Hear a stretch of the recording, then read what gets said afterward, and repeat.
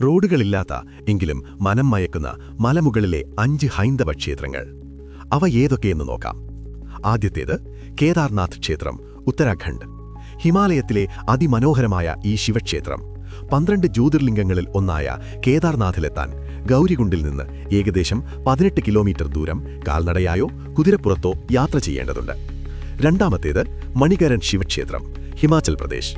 കുളുവാലിയിലെ പാർവതി നദിക്കരയിലുള്ള ഈ ക്ഷേത്രം പ്രകൃതിദത്തമായ ചൂടുനീരുറവകൾക്ക് പേരുകേട്ട ഈ ക്ഷേത്രത്തിലെത്താനും റോഡുകളില്ല. അതിമനോഹരമായ കാഴ്ചകളിലൂടെ നടന്നു വേണം ഇവിടെയെത്താൻ. മൂന്നാമത്തേത് തുംഗനാഥ് ക്ഷേത്രം, ഉത്തരാഖണ്ഡ്. ലോകത്തിലെ ഏറ്റവും ഉയരത്തിൽ സ്ഥിതി ചെയ്യുന്ന ശിവക്ഷേത്രങ്ങളിലൊന്നാണ് തുംഗനാഥ്.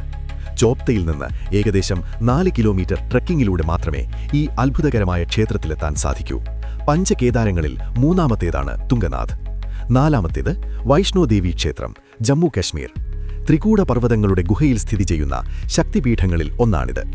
കട്രയിൽ നിന്ന് ഏകദേശം 12 കിലോമീറ്റർ നീണ്ട ട്രെക്കിംഗ് കഴിഞ്ഞു വേണം ഈ ദിവ്യമായ ക്ഷേത്രത്തിലെത്താൻ.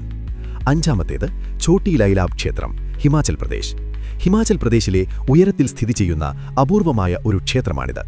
മഞ്ഞുമൂടിയ പർവ്വതങ്ങളുടെയും മനോഹരമായ താഴ്വരകളുടെയും കാഴ്ചകൾ നൽകുന്ന ഈ ക്ഷേത്രത്തിലേക്കുള്ള യാത്ര അല്പം ദുർഘടമാണെങ്കിലും അവിസ്മരണീയമായ അനുഭവമായിരിക്കും. അതിമനോഹരമായ കാഴ്ചകളും ആത്മീയതയും നിറഞ്ഞ ഈ ക്ഷേത്രങ്ങളെക്കുറിച്ച് നിങ്ങൾക്കെന്താണ് തോന്നുന്നത്? നിങ്ങളുടെ അഭിപ്രായങ്ങൾ കമന്റിൽ രേഖപ്പെടുത്തുക. ഇതുപോലെയുള്ള വിവരങ്ങൾക്കായി എൻ്റെ ചാനൽ സബ്സ്ക്രൈബ് ചെയ്യുക.